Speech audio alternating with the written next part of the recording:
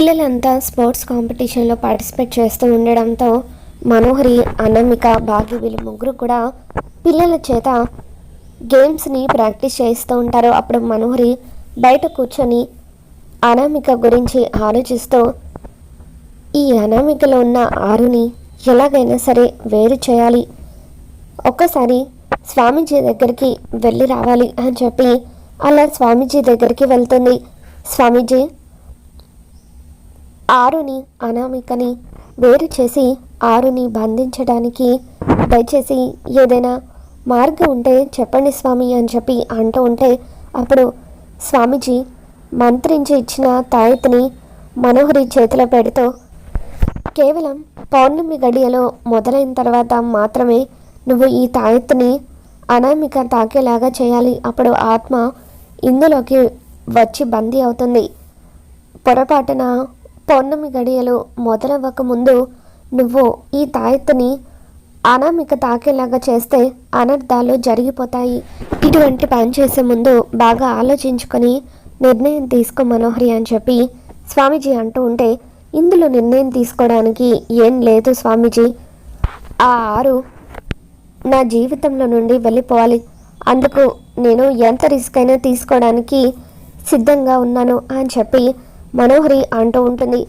నువ్వు ఎంత రిస్క్ అయినా తీసుకోవడానికి సిద్ధంగా ఉన్నావు కాబట్టి నేను కూడా ఈ మంత్రి ఇచ్చిన తాయెత్తుని ఇస్తున్నాను మనోహరి, జాగ్రత్త అంటూ స్వామీజీ ఆ తాయెత్తుని మనోహరి చేతిలో పెడతాడు. ఇక ఆ తాయెత్తుని చూసి మనోహరి ఎంతగానో మురిసిపోతూ, వసే ఆరు, నిన్ను శాశ్వతంగా దూరం చేసే తాయెత్తుని తీసుకువస్తున్నాను, ఇప్పుడు నువ్వు నీ కుటుంబాన్ని ఎలా కాపాడుకుంటావో చూస్తాను, ముందు నిన్ను వేరు చేసి నీ కుటుంబానికి దూరం చేసి ఆ తర్వాత అప్పుడు నేను ఆ భాగి సంగతి చూస్తాను అని చెప్పి మనోహరి తిరిగి ఇంటికి వచ్చేస్తూ ఉంటుంది. ఇంటికి వచ్చిన తర్వాత పిల్లలంతా అనామికతో, అనామిక ఎప్పుడు కూడా ఇవే గేమ్స్ ఆడి బాగా బోర్ కొడుతుంది, మనం చెస్ ఆడదామా అని చెప్పి అంటూ ఉంటారు. దాంతో అనామిక చెస్ అని చెప్పి అంటూ ఉంటే అవును అనామిక ప్లీజ్ కాసేపు ఆడదాం అని చెప్పి అంటూ ఉంటారు. సరే ఆడతాను అని చెప్పి ఒక్కొక్కరితో చెస్ ఆడుతూ ఉంటుంది. ఈ అంజుతో చెస్ ఆడితే ఎవరైనా ఓడిపోవాల్సిందే అని చెప్పి అంజు ముందుగా అనామికకు ఎదురుగా వచ్చి కూర్చొని చెస్ ఆడుతూ అనామిక పైన ఓడిపోతుంది. తర్వాత ఆనంద్, ఆకాష్ వాళ్ళు కూడా ఆడుతూ ఉంటారు. ఆనంద్ చెస్ ఎలా ఆడాలో అనామిక నేర్పిస్తూ ఉంటుంది. ఇక తర్వాత మనోహరి అప్పుడే ఇంట్లోకి ఎంటర్ అవుతూ ఇప్పుడు నాతో ఇంకెవరైనా పోటీ పడే వాళ్ళు ఉన్నారా అని చెప్పి అనామిక అంటూ ఉంటే నేనున్నాను, నేను నీతో చెస్ ఆడతాను అని చెప్పి మనోహరి అనగానే రండి మనోహరి గారు, మీతో పోటీ పడడానికి నేను కూడా రెడీగా ఉన్నాను అని చెప్పి అనామిక అంటూ ఉంటుంది. ఇక అలా మనోహరి అనామికతో చెస్ ఆడుతున్నట్టుగా నటిస్తూ ఉంటుంది. ఇక అప్పుడు గుప్తా మనోహరి చేతిలో ఉన్న మంత్రిచ్చి ఇచ్చిన తాయెత్తుని చూస్తూ ఈ బాలిక ఈ తాయెత్తుని కనుక ఆ బాలిక తాకేలాగా చేస్తే ఆత్మ శరీరం వేరైపోతాయి, ఆ ఆత్మ ఆ తాయెత్తులో బందీ అవుతుంది, ఈ విషయం బాలికకు ఎలా చెప్పాలి, జాగ్రత్త పడమని ఎలా చెప్పాలని చెప్పి కంగారు పడిపోతూ అక్కడక్కడే తిరుగుతూ ఉంటాడు. ఇక మనోహరి చెస్ ఆడుతున్నట్టుగా నటిస్తూ అనామికకి చెక్ పెడుతూ ఇక నీ ఆట ముగిసిపోయినట్టే అని చెప్పి అంటూ ఉంటుంది. ఇక అలా మంత్రించి ఇచ్చిన తాయెత్తుని అనామిక తాకేలాగా చేస్తుంది. ఒక్కసారిగా ఆ తాయెత్తుని తాకగానే అనామిక కళ్ళు తిరిగి పడిపోతుంది. ఆత్మ తాయెత్తు లోపలికి వచ్చేస్తుంది.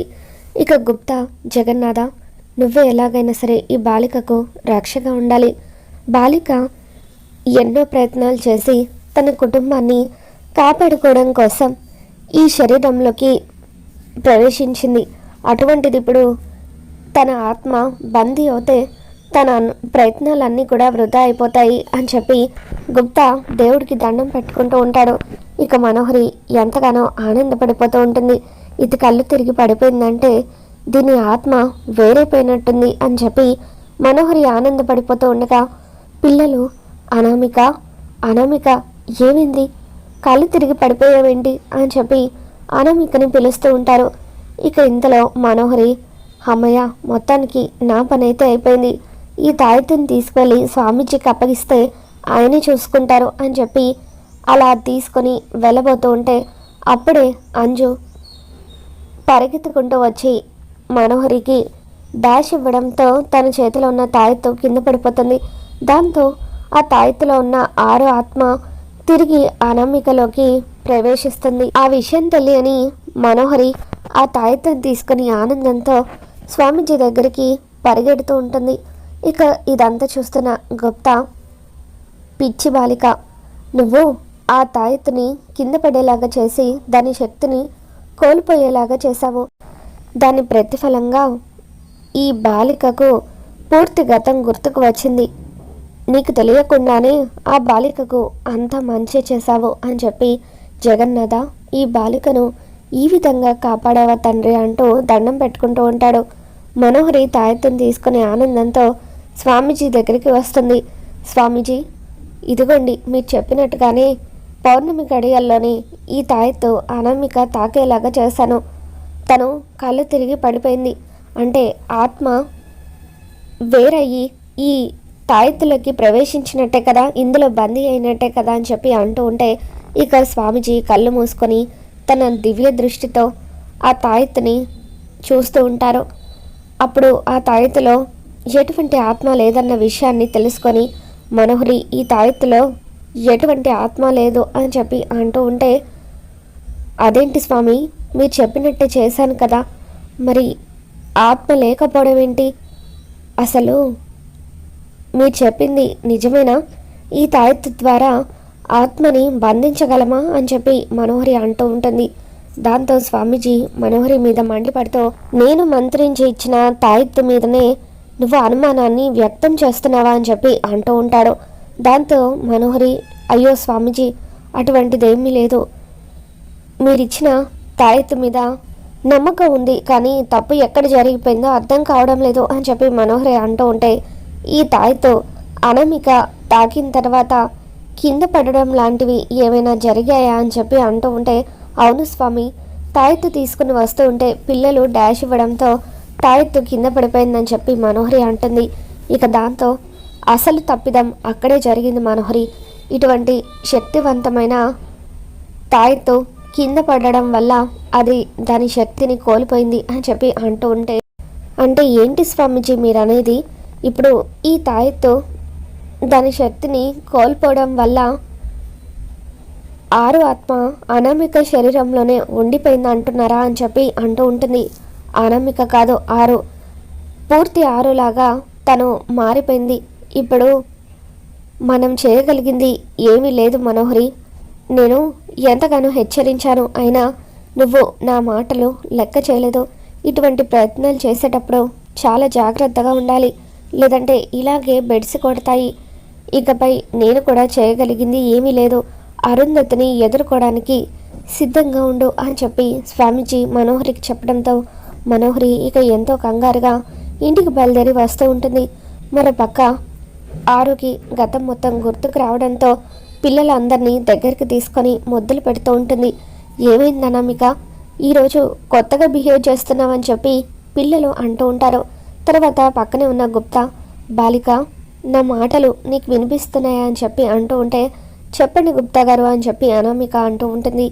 దాంతో అమ్మయ్య, మొత్తానికి బాలికకు గతం మొత్తం గుర్తుకు వచ్చింది అని చెప్పి గుప్తా కూడా ఎంతగానో ఆనందపడిపోతూ ఉంటాడు. తర్వాత మీరు ఆడుకుంటూ ఉండండి అంటూ పిల్లలకు చెప్పి ఆరు గుప్తాను తీసుకొని బయటకు వస్తుంది. గుప్తా గారు, నాకు ఎంత ఆనందంగా ఉందో చెప్పలేను. దేవుడు నాకు మరొక జన్మను ప్రసాదించినట్టుగా అనిపిస్తుంది. నా చేతులతో నేను నా పిల్లల్ని తాకగలుగుతున్నాను, నా కుటుంబంతో సంతోషంగా జీవించగలుగుతున్నాను అని చెప్పి ఆరు అంటూ ఉంటే, చూడు బాలిక, ఒకటి మాత్రం గుర్తుపెట్టుకో, ఈ సంతోషం అనేది నీకు శాశ్వతం కాదు. కేవలం నీకు ఇంకా ఈ శరీరంలో ఉండడానికి 20 రోజులు మాత్రమే సమయం ఉంది. ఈ 20 రోజుల్లోగా నువ్వు ఆ శరీరంలో నుండి బయటకు రాకపోతే చాలా పెద్ద ప్రమాదంలో పడతావు. అందుకే నువ్వు ఏవైతే పనులు పూర్తి చేయాలనుకుంటున్నావో అవన్నీ కూడా ఈ 20 రోజుల్లోగానే పూర్తి చెయ్యని చెప్పి గుప్తా అంటూ ఉంటే, అలాగే గుప్తా గారు, కనీసం తాత్కాలికంగా అయినా నా కుటుంబంతో గడిపే అవకాశాన్ని కల్పించారు. ఈ 20 రోజులు చాలు. నా చెల్లెల్ని ఆయన్ని ఒకటి చేస్తాను.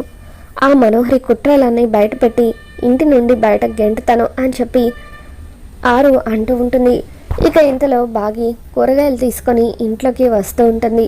బాగి అలా ఇంట్లోకి వస్తూ ఉండగానే ఆరు పరిగెత్తుకుంటూ బాగి దగ్గరికి వెళ్ళి బాగిని హత్తుకొని చెల్లి అని చెప్పి ఎంతో ప్రేమగా పిలుస్తూ ఉంటుంది.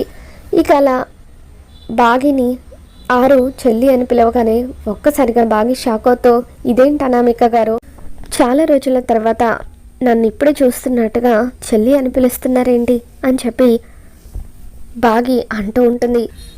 నీ సోదరికి అనుమానం వస్తుంది బాలిక, అనుమానం రాకుండా చెయ్యి అని చెప్పి గుప్తా అంటూ ఉండడంతో ఇక అప్పుడు ఆరు కవర్ చేస్తూ, ఏం లేదు, ఊరికే నాకు ఒక సిస్టర్ ఉండేది, తను పెళ్లి చేసుకుని నాకు చాలా దూరంగా వెళ్ళిపోయింది. సడన్గా మిమ్మల్ని చూడగానే నా సిస్టర్ గుర్తొచ్చింది అని చెప్పి ఆరు అంటూ ఉంటుంది. ఓ అవునా అని చెప్పి, మీకు ఎప్పుడు మీ సిస్టర్ గుర్తుకు వచ్చినా నన్ను అలాగే పిలవండి, పర్వాలేదు, నేనేం అనుకోను అని చెప్పి అలా బాగి కూరగాయలు తీసుకొని ఇంట్లోకి వెళ్ళిపోతూ ఉంటుంది. మరో పక్క అమర్ రాథోడ్ ఇద్దరు కూడా తీవ్రవాదులను పట్టుకోవడానికి అన్ని చోట్ల కూడా ప్రయత్నిస్తూ ఉంటారు.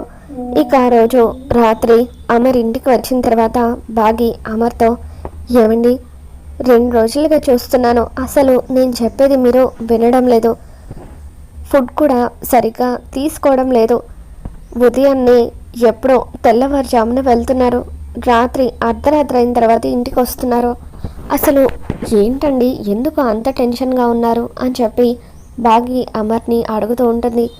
ఇక అలా బాగి అమర్ని అడగడంతో అమర్, సిటీలోకి కొంతమంది తీవ్రవాదులు ఎంటర్ అయ్యారు బాగి, వాళ్ళని పట్టుకోవాలని నేను ప్రయత్నిస్తున్నాను, వాళ్ళు సిటీలో మల్టిపుల్ అటాక్స్ని ప్లాన్ చేశారట, ఆ అటాక్స్ని ఎలాగైనా సరే అడ్డుకోవాలి, దాని గురించి ఆలోచిస్తున్నాను అని చెప్పి అమర్ అంటూ ఉంటే అప్పుడు బాగి, ఏమండి, మీతో నేను ఒక విషయం చెప్పాలి, మొన్న నేను స్కూటీ మీద వస్తూ ఉంటే అని చెప్పి అంటూ ఉంటే, ఏ లూజు, ఇప్పుడు నువ్వు ఎఫ్ఎం స్టేషన్కి వెళ్ళింది, అక్కడ ఎవరెవరో కాల్ చేసింది, దారిలో వెళ్ళేటప్పుడు ఏమేం జరిగింది, ఇవన్నీ కూడా నాకు విని అంత టైం లేదు, నేను చాలా ఇంపార్టెంట్ పనిలో ఉన్నాను అని చెప్పి అమర్ బాగి మాటల్ని కొట్టిపడేస్తాడు.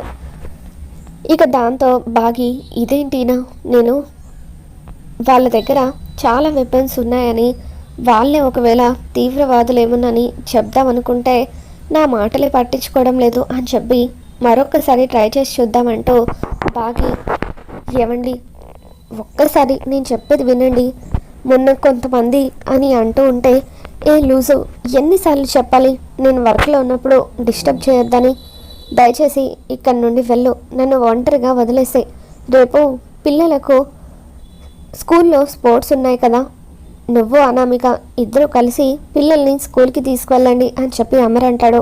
ఇక తర్వాత రోజు ఉదయాన్నే పిల్లలు ఏ స్కూల్ అయితే చదువుతున్నారో అమర్ వాళ్ళ పిల్లలు చదువుతున్న స్కూల్ని తీవ్రవాదులు టార్గెట్ చేసి చుట్టుముడతారు. పిల్లల పేరెంట్స్ లాగా వాళ్ళు గెటప్లు వేసుకొని స్కూల్ లోపలికి ఎంటర్ అవుతారు. ఇక బాగి అనామిక ఇద్దరు కూడా స్కూల్ లోపలికి రావడంతో అప్పుడు మారువేషల్లో ఉన్న ఆ తీవ్రవాదుల్ని బాగి గుర్తుపడుతుంది.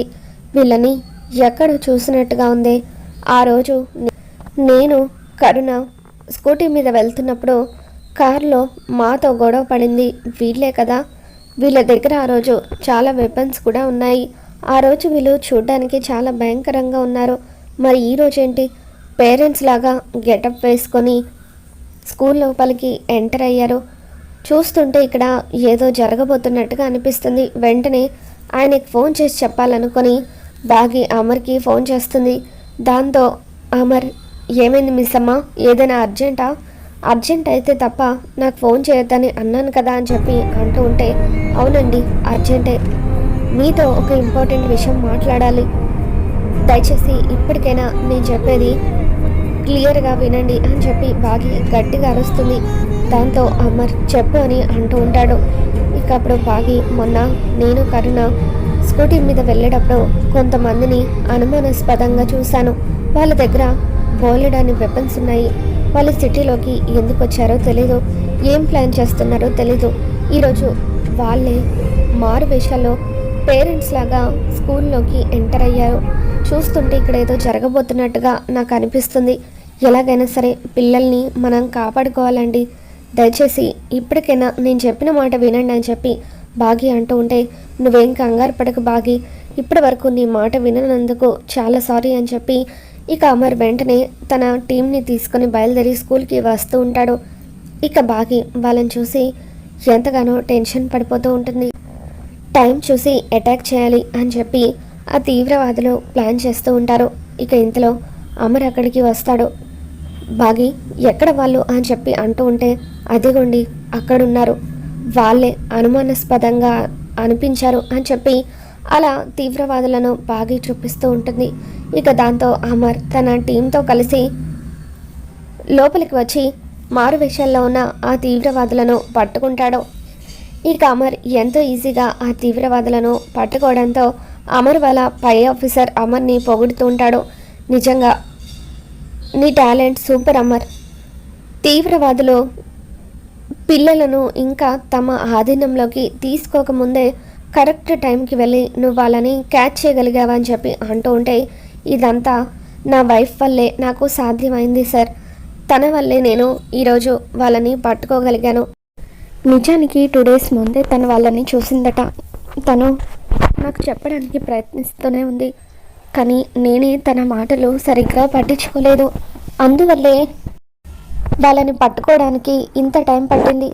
అదృష్టం బాగుండబట్టి వాళ్ళ ఫేస్ ఆల్రెడీ నా వైఫ్ చూసేస్తుంది కాబట్టి మారు వేషాల్లో ఉన్న వాళ్ళని వెంటనే గుర్తుపట్టి నాకు ఇన్ఫర్మేషన్ ఇచ్చింది. లేదంటే చాలా పెద్ద ప్రాబ్లం అయిపోయేది సార్. వాళ్ళని కనుక మనం పట్టుకోలేకపోతే పిల్లల్ని స్కూల్ని ఆధీనంలోకి తీసుకొని వాళ్ళ డిమాండ్స్ని నెరవేర్చాలంటూ మనల్ని బ్లాక్మెయిల్ చేసి ఉండేవాళ్ళు అని చెప్పి అమర్ తన పై ఆఫీసర్కి చెబుతూ ఉంటే, ఎంతైనా లెఫ్టినెంట్ అమరేంద్ర వైఫ్ కదా, మీ వైఫ్కి కూడా ధైర్యం చాలానే ఉంది. నిజంగా you are made for each other అని చెప్పి అమర్ వాళ్ళ పై ఆఫీసర్ పొగుడుతూ ఉంటారు. ఇక దాంతో అమర్కి బాగి మీద ఎంతో ప్రేమ మొదలవుతుంది. ఇక ఇంటికి వచ్చిన తర్వాత అంతమంది పిల్లల్ని కాపాడడానికి సహాయం చేసిన బాగిని హత్తుకుని అమర్ థ్యాంక్స్ చెప్తూ ఉంటాడు.